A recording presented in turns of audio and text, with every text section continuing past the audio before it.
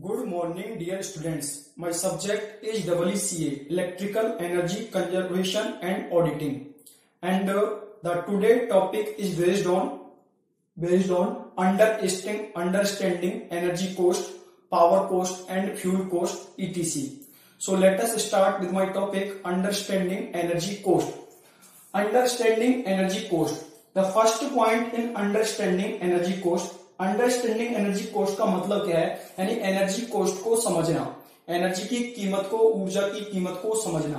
तो first point in understanding energy cost is that understanding energy cost is a vital factor for awareness creation and saving calculation. Awareness creation के लिए और saving calculation के लिए energy cost को समझना एक महत्वपूर्ण फैक्टर है. इन मेनी इंडस्ट्रीज, बहुत सी इंडस्ट्रीज में सफिशिएंट मीटर में not available to measure all the energy used. बहुत सी इंडस्ट्रीज में जो सारी एनर्जी जो उपयोग में आ रही है इंडस्ट्री में, उसको मेजर करने के लिए सफिशिएंट मीटर अवेलेबल नहीं हो सकते. In many industries sufficient meter में not available to measure all the energy use. बहुत सी इंडस्ट्रीज में जो भी एनर्जी का उपयोग हो रहा है, उस सारी एनर्जी को मेजर करने के लिए जो सफिशिएंट मीटर है वो अवेलेबल नहीं हो सकते. इन सच केसेज, ऐसे केसेज में, ऐसी स्थिति में invoices for fuels and electricity will be useful. Fuel और इलेक्ट्रिसिटी के लिए इनवॉइसेज हैं, यानी इनवॉइसेज का मीन्स चालान है, वो उपयोगी होंगे. इन सच केसेज, ऐसी स्थिति में invoices for fuels and electricity will be useful. ऐसी स्थिति में फ्यूल और इलेक्ट्रिसिटी के लिए जो इनवॉइसेज है मीन्स चालान महत्वपूर्ण होंगे. The annual energy balance sheet is the other sources where fuel cost and power are given with production relation information. Annual energy balance sheet is the other sources. Annual energy balance sheet एक दूसरा source है where fuel cost and power cost are given with production relation information. जहां पर production related information से संबंधित fuel cost और power cost है वो दी जाती है. Annual energy balance sheet is the other sources. Annual energy balance sheet दूसरा स्रोत है where fuel cost and power cost are given with production relation information. जहां पर फ्यूल की कोस्ट और पावर की कोस्ट प्रोडक्शन रिलेटेड इंफॉर्मेशन के साथ दी जाती है. Energy invoices can be used for the following purposes. Energy invoices का निम्नलिखित पर्पज के लिए, निम्नलिखित उद्देश्य के लिए इसे उपयोग में ले सकते हैं. एनर्जी इनवॉइसेज को निम्नलिखित उद्देश्य के लिए उपयोग में ले सकते हैं. First purpose is that they provide a record of energy purchase in A given year which gives a base line for future reference. They provide a record of energy purchase in A given year. एक दिए हुए year में ये energy purchase, जितनी energy purchase हुई है उस energy purchase का रिकॉर्ड प्रदान करते हैं. They provide a record of energy purchase in A given year. एक दिए हुए ईयर में जितनी भी एनर्जी परचेज हुई है, उस एनर्जी जो परचेज हुई है उसका रिकॉर्ड प्रदान करते हैं. Which gives a base line for future reference, जो फ्यूचर रेफरेंस के लिए एक बेस लाइन देता है. एनर्जी इनवॉइसेज में indicate the potential for saving when related to production requirements, to air conditioning requirements, space heating, etc. Energy invoices may indicate the potential for saving when related to production requirements, air conditioning requirements, space heating, etc. Energy invoices जो saving के लिए जो potential है उनको indicate करते हैं. जैसे कि प्रोडक्शन से रिक्वायरमेंट में यदि सेविंग हो सकती है तो वहां पे उस पोटेंशियल को इंडिकेट करेंगे. एयर कंडीशनिंग रिक्वायरमेंट और स्पेस हीटिंग से जो सेविंग हो सकती है उस सेविंग के पोटेंशियल को इंडिकेट करने का काम करते हैं एनर्जी इनवॉइसेज. एनर्जी इनवॉइसेज में इंडिकेट कर सकते हैं the potential for saving. Saving के लिए जो पोटेंशियल है उनको इंडिकेट कर सकते हैं when related to production requirement, जब वो प्रोडक्शन रिक्वायरमेंट से संबंधित सेविंग हो, या एयर कंडीशनिंग रिक्वायरमेंट और स्पेस हीटिंग से संबंधित जो सेविंग है उसको इंडिकेट एनर्जी इनवॉइसेज कर सकते हैं. Now the next point is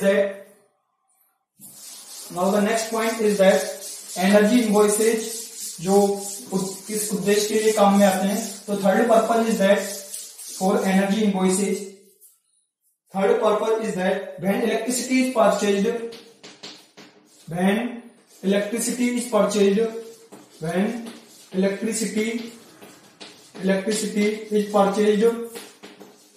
when electricity is purchased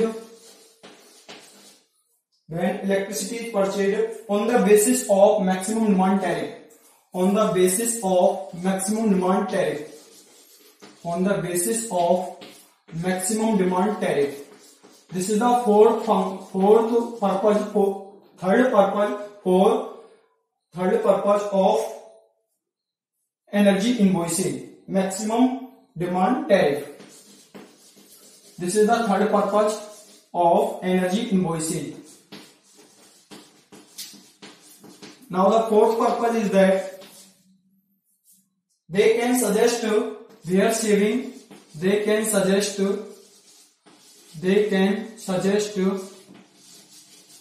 their saving,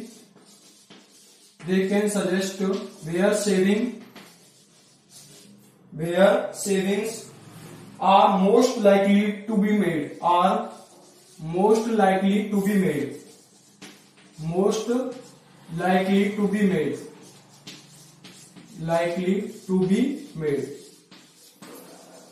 And the next purpose is that in later years,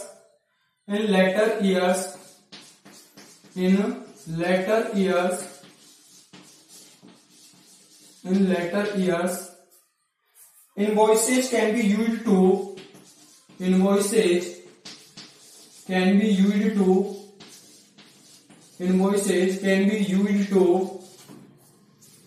quantify the energy used, quantify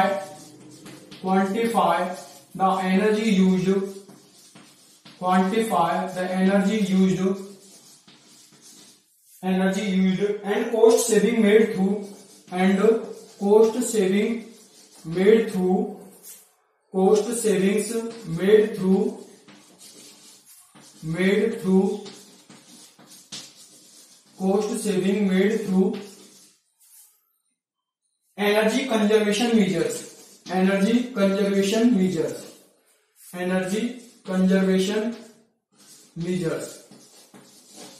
energy conservation measures.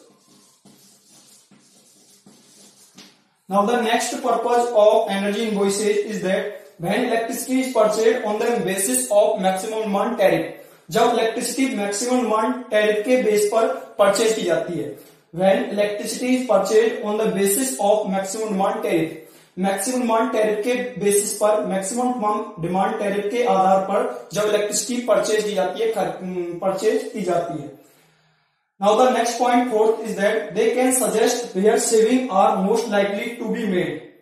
ये सुझाव दे सकते हैं उनकी बचत होने की संभावना सबसे अधिक है. They can suggest where saving are most likely to be made. वे सुझाव दे सकते हैं जहां पर सबसे अधिक बचत होने की संभावना है. फिफ्थ इज द जहां पर बचत होने की संभावना सबसे अधिक है. दे कैन सजेस्ट, वे सुझाव दे सकते हैं where savings are most likely to be made, जहां पर बचत होने की संभावना सबसे अधिक है. Fifth point is that in later years invoices can be used to quantify the energy used and cost savings made through energy conservation measures. ऊर्जा संरक्षण उपायों के माध्यम से बाद के ईयर्स में इनवॉइसेज का उपयोग एनर्जी जो उपयोग हो रही है उसको क्वांटिफाई करने के लिए और जो कॉस्ट सेविंग है उसको, कॉस्ट में जो सेविंग है उसको कैलकुलेट करने के लिए किया जाता है. इन लेटर ईयर्स, बाद के वर्षों में invoices can be used to quantify the energy used and cost saving made through energy conservation measures. ऊर्जा संरक्षण के उपायों के माध्यम से लेटर ईयर्स में इनवॉइसेज का जो उपयोग, इनवॉइसेज हैं जो उपयोग में आ सकते हैं एनर्जी को क्वांटिफाई करने के लिए, जो भी एनर्जी का उपयोग हो रहा है उसको क्वांटिफाई करने के लिए और कॉस्ट सेविंग को क्वांटिफाई करने के लिए ये उपयोग में आ सकते हैं. In later years invoices can be used to quantify the energy used and cost saving through energy conservation measures. Energy conservation measures के माध्यम से जो लेटर ईयर्स में इनवॉइसेज का उपयोग है वो एनर्जी को क्वांटिफाई, एनर्जी जो उपयोग में आ रही है उसको क्वांटिफाई करने के लिए और कॉस्ट सेविंग के लिए कर सकते हैं. इनवॉइसेज का उपयोग एनर्जी को क्वांटिफाई करने के लिए और कॉस्ट सेविंग के लिए कर सकते हैं. किससे होकर? एनर्जी कंजर्वेशन माध्यमों से होकर. Now the next point, next is the fuel cost. Now the next is the fuel cost. Next is the fuel cost. Next is the fuel cost. Fuel costs. Fuel costs. A wide variety of fuels available. A wide variety of fuels available. A wide variety of fuels available. A wide variety of fuels available for thermal energy supply. For thermal energy supply. Thermal energy supply. Thermal energy supply. Few are listed below. Few are listed below. Few are listed below. Few are listed below. First is the fuel oil. First is the fuel oil. Fuel oil. Second is the liquefied petroleum gas, LPG, liquefied petroleum gas. And the third is the light diesel oil. Light diesel oil. Third is the light diesel oil. Light diesel oil, LDO. Light diesel oil, LDO. Next is the coal. Next is the coal. And fifth is the low sulfur heavy stock. Low sulfur heavy stock. Low sulfur heavy stock. Low sulfur heavy stock, which is called LSHS. LSHS, low sulfur heavy stock. Next is the coal, lignite. Next is the sixth is the lignite. And 7 is the wood, ETC. 7 is the wood, ETC. Fuel cost. A wide variety of fuels available for thermal energy supply. Thermal energy supply करने के लिए बहुत सी variety के fuels available हैं, उपलब्ध हैं. Few are listed below, कुछ को नीचे दिखाया गया है. फ्यू आर लिस्टेड बिलो, कुछ को नीचे दिखाया गया है. First is the fuel oil.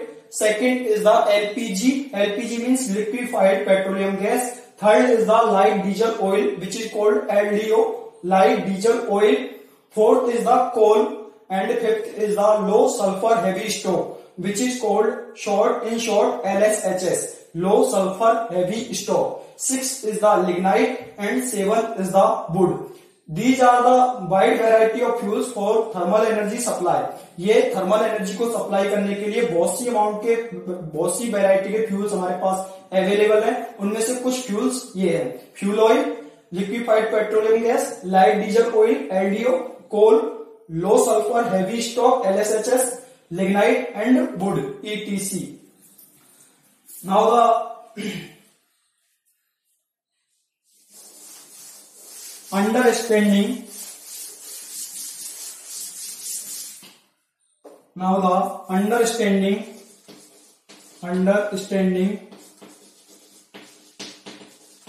understanding fuel cost is fairly simple.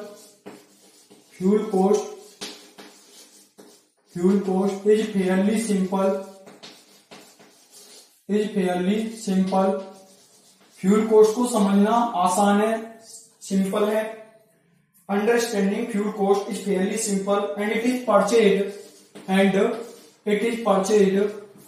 और फ्यूल को जो परचेज करते हैं एंड इट इज परचेज, इसको परचेज करते हैं and it is purchase in tons or kiloliters. In tons or kiloliters. In tons or kiloliters. Tons or kiloliters. Availability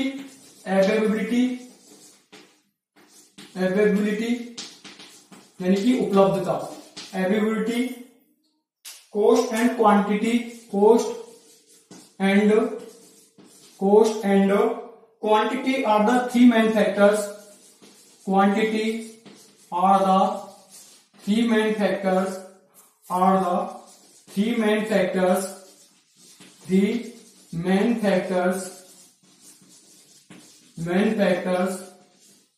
three main factors that should be considered while purchasing, that should be considered while purchasing,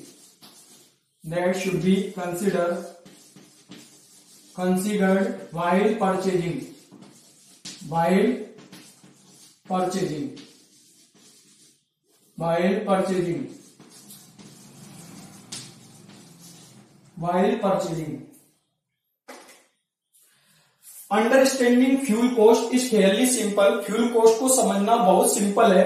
and it is purchase in tons और kilolitres, और इसे purchase करते हैं turns में और kilolitres में इसे purchase करते हैं। Availability, cost and quantity are the three main factors that should be considered while purchasing.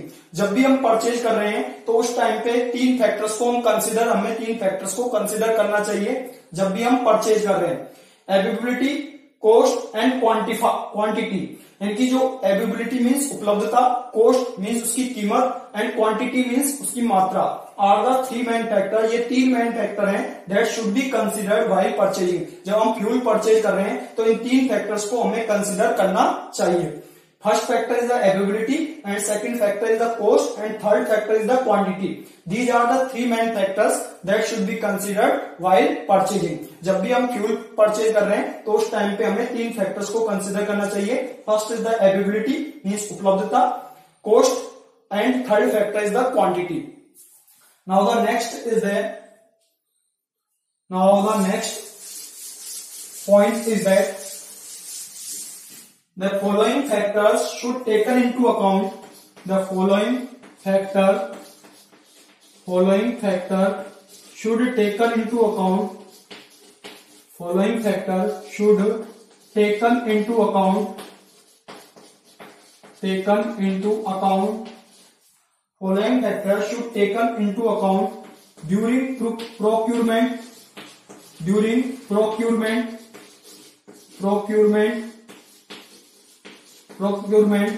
Procurement means खरीद. Procurement of fuel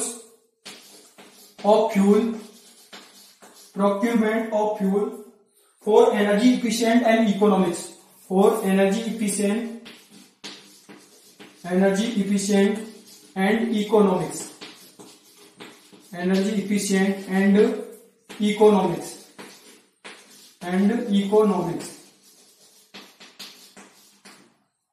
First factor is the price at source. First factor is the price at source.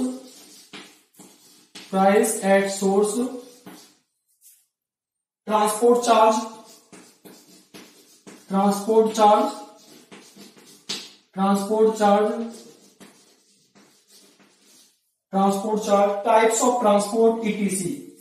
Types of transport, etc. Types of transport, etc. Second is the quality of fuel.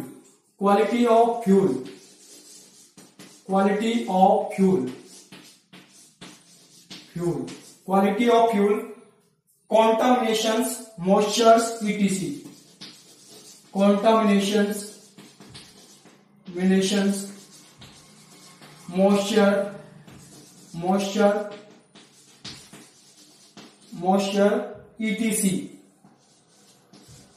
Moisture, etc. And next is the energy content, calorific value. Energy content.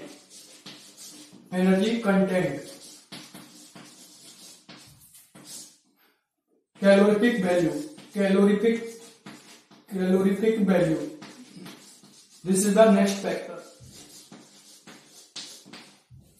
The following factors should taken into account during procurement of fuels. For energy efficient and economics. Energy efficient और economics के लिए जब भी हम fuel की खरीद कर रहे हैं तो फ्यूल की खरीद के दौरान निम्नलिखित फैक्टर्स को हमें लेके चलना चाहिए। The following factors should taken into account during procurement of fuels for energy efficient and economics।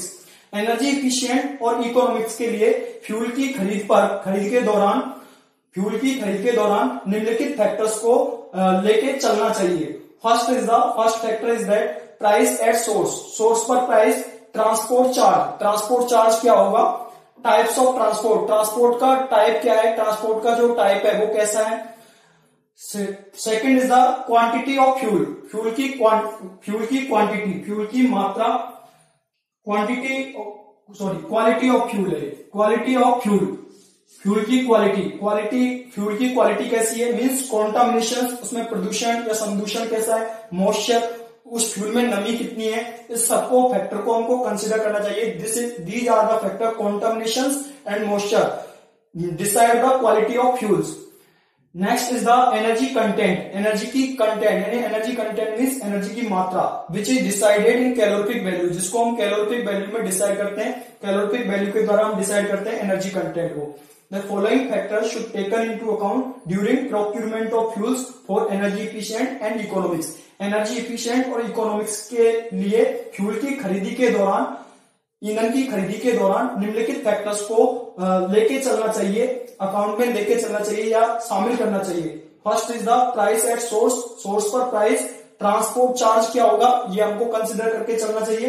Types of transport का टाइप कैसा है, etc. Second is the quality of fuel की क्वालिटी कैसी है। कॉन्टामिनेशन मीन्स प्रदूषण या संदूषण, मॉइस्चर नमी, ईटीसी यानी फ्यूल में नमी कितनी है। ये चीजों को हमें, ये जो फैक्टर्स हैं कॉन्टामिनेशन एंड मॉइस्चर, ये फ्यूल की क्वालिटी को डिसाइड करते हैं। Next is the energy content, energy की मात्रा, that is decided by the calorific value, यानी कि जो किसके द्वारा डिसाइड होती है, कैलोरीफिक वैल्यू के द्वारा। ठीक है, ये जो कैलोरीफिक वैल्यू के द्वारा डिसाइड होती है। डिफरेंट टाइप्स ऑफ कोल, जैसे कोयला है, उसकी जो कैलोरीफिक वैल्यू के अकॉर्डिंग, इसके अकॉर्डिंग हम इसको डिसाइड करते हैं। एनर्जी कंटेंट, एनर्जी की मात्रा, जिसको हम कैलोरीफिक वैल्यू के अकॉर्डिंग इसको डिसाइड करते हैं। Now the next is the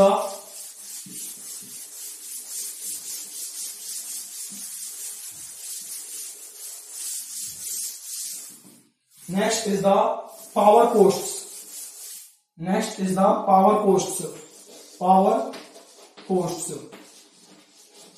Power costs. Electricity price in India. Electricity price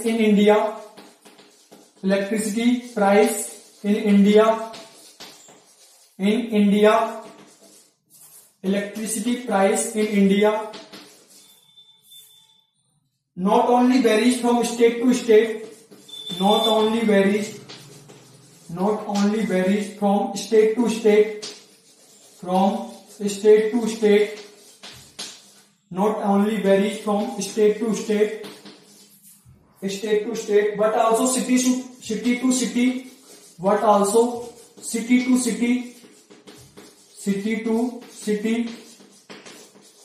but also city to city, and consumer to consumer, through consumer to consumer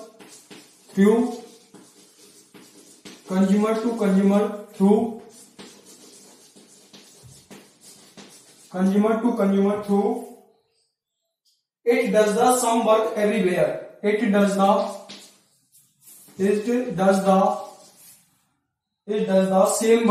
everywhere.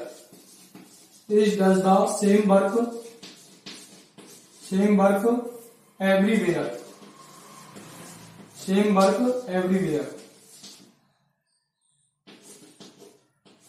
same work everywhere. Many factors are involved. First point in power cost is that electricity price in India not only varies from state to state, but also city to city and consumer to consumer, through it does the same work everywhere. India में electricity की कीमतें न केवल एक राज्य से दूसरे राज्य में भिन्न भिन्न होती है, बल्कि शहर से शहर, उपभोक्ता से उपभोक्ता भी इसके माध्यम से हर जगह एक ही काम करती है। Electricity price in India not only varies from state to state. Electricity की प्राइस जो इंडिया में है वो ना केवल स्टेट टू स्टेट वेरी करती है, बल्कि ये सिटी से सिटी, एक सिटी से दूसरी सिटी में, और कंज्यूमर टू कंज्यूमर वेरी करती है। Through it does the same work everywhere. प्रत्येक जगह यह समान कार्य करती है, प्रत्येक जगह इसके माध्यम से हर जगह एक ही काम करती है। Through it does the same work everywhere, भी इसके माध्यम से हर जगह एक ही काम करती है। तो इलेक्ट्रिसिटी की जो प्राइस है वो इंडिया में वो केवल स्टेट टू स्टेट वेरी नहीं करती, लेकिन but also city to city, ये सिटी टू सिटी भी वेरी करती है, and consumer to consumer. India में इलेक्ट्रिसिटी की प्राइसेस न केवल एक राज्य से दूसरे राज्य में भिन्न होती है, बल्कि city to city, consumer to consumer भी इसके माध्यम से हर जगह एक ही काम करती है। Now the next point in power cost is that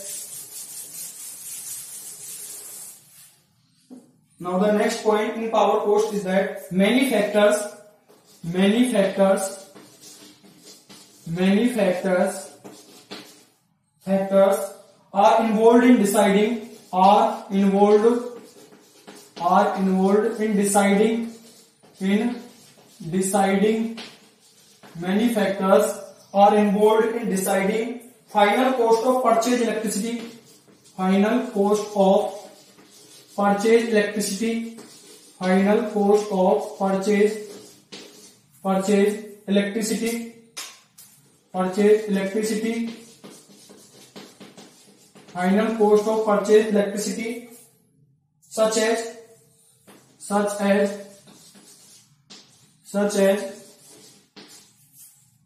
first is the maximum demand charges. Maximum demand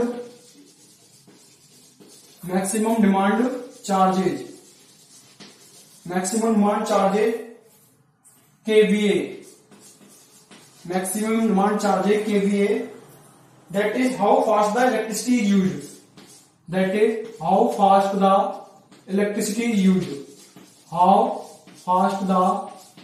electricity is used.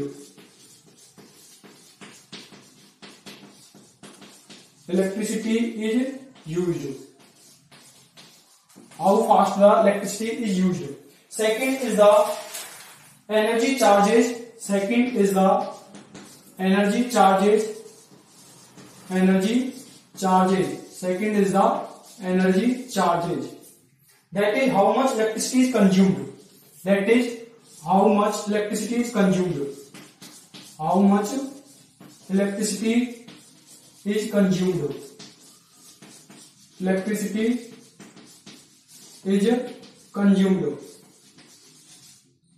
How much electricity is consumed. Second and third is the TOD charges. TOD, time of day. TOD charges. Peak, non peak period. Peak period पे है या non peak period पे? Peak oblique non peak period. Peak oblique non peak period.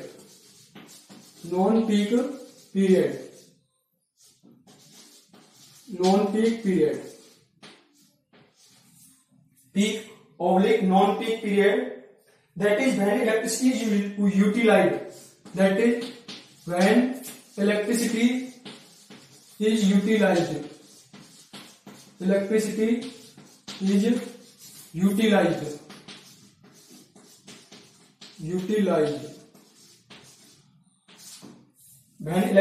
is utilized.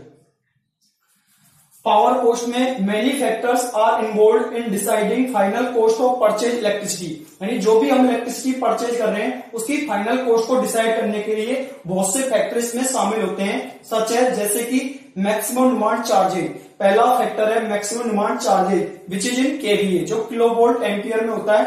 Maximum demand charges first factor KVA, that is how fast the electricity used, यानी कैसे हम electricity का कितनी तेजी गति से हम उपयोग कर रहे हैं। Second is the energy charges, second है ऊर्जा चार्जेस, एनर्जी के charges, that is how much electricity is consumed, कितनी इलेक्ट्रिसिटी हम कंज्यूम कर रहे हैं। How much electricity is consumed, कितनी इलेक्ट्रिसिटी को हम कंज्यूम कर रहे हैं। एनर्जी चार्जिंग का मतलब यह है कितनी इलेक्ट्रिसिटी को हम कंज्यूम कर रहे हैं।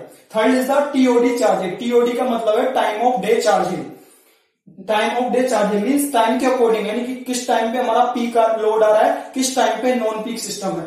That is the peak and non peak period. Peak period और नॉन पीक पीरियड के according time of day charges होते हैं।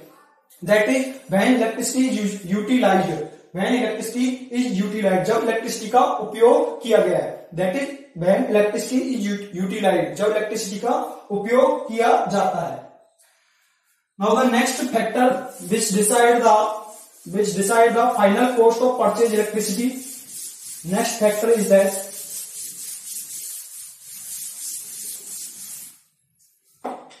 power factor charge. Next factor is that fourth factor, power factor charge. Power factor charge. Power factor charge. That is real power used. That is real power used versus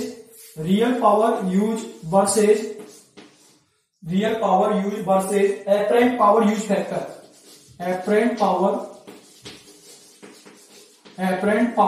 use factor.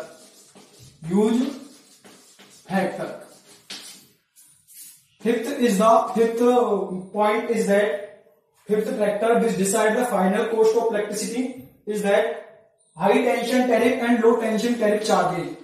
High tension tariff and low tension tariff charges.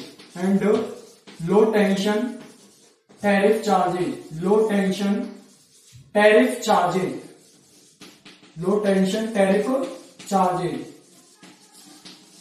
Low tension tariff charges.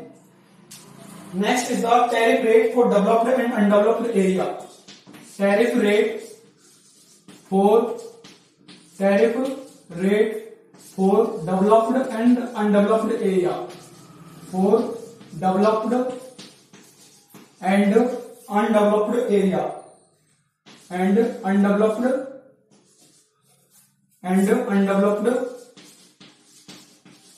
area.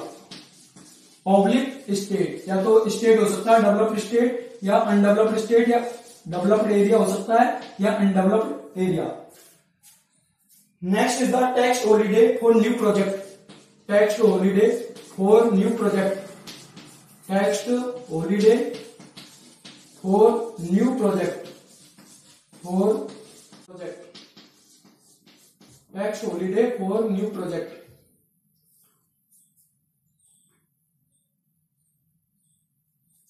This is the power cost. Next factor which affect the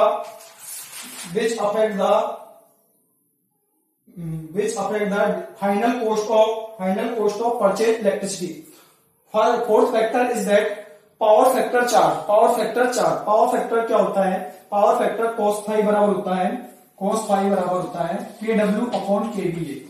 ये power factor का formula होता है KW/kVA, यानी real power upon apparent power का जो ratio है वो क्या कहलाता है? पावर फैक्टर कहलाता है। Power factor charge that is the real power use versus apparent power use factor, यानी रियल पावर यूज कर रहे हैं और उसका अपरेंट पावर यूज के सापेक्ष विरुद्ध जो फैक्टर है वो कहलाएगा क्या? पावर फैक्टर, यानी cos phi बराबर KW/kVA।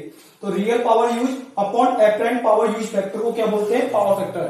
ठीक है, power factor charge that is real power use versus apparent power use factor. Real power use factor upon apparent power use factor is called the power factor.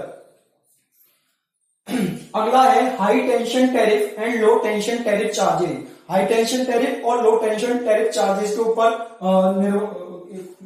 निर्भर करता है कि जो हमारी फाइनल जो परचेज इलेक्ट्रिसिटी हम कर रहे हैं उसको फाइनल कॉस्ट है उसको डिसाइड करने में जो है हाई टेंशन टैरिफ और लो टेंशन टैरिफ चार्जेस हेल्प करते हैं। 6 is the tariff rate for developed and undeveloped area oblique states, यानी कि जो टैरिफ की दर क्या है, डेवलप्ड एरिया के लिए टैरिफ का रेट क्या है, टैरिफ किस तरीके से डिफाइन किया हुआ है, और अनडेवलप्ड एरिया के लिए किस तरीके से टैरिफ डिसाइड किया गया है, टैरिफ रेट डिसाइड किया गया है। डेवलप्ड स्टेट के लिए और अनडेवलप्ड स्टेट के लिए टैरिफ रेट क्या है, टैरिफ की दर क्या है। Next is the tax holiday for new project, नए प्रोजेक्ट के लिए tax holiday. Now the last point in the power cost is that,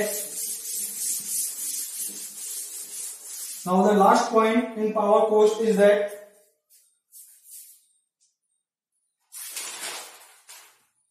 type of tariff clause, type of tariff clause, type of tariff clause, tariff clause की type का, type of tariff clause and rate for various, and rate for various, and rate for various, and rate for various categories, categories, rate for various categories, rate for various categories, such as commercial, residential, such as commercial,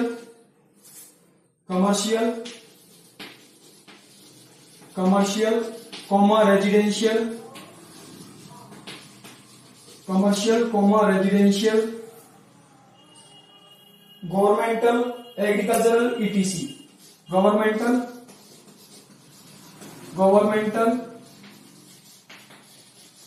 governmental, agricultural,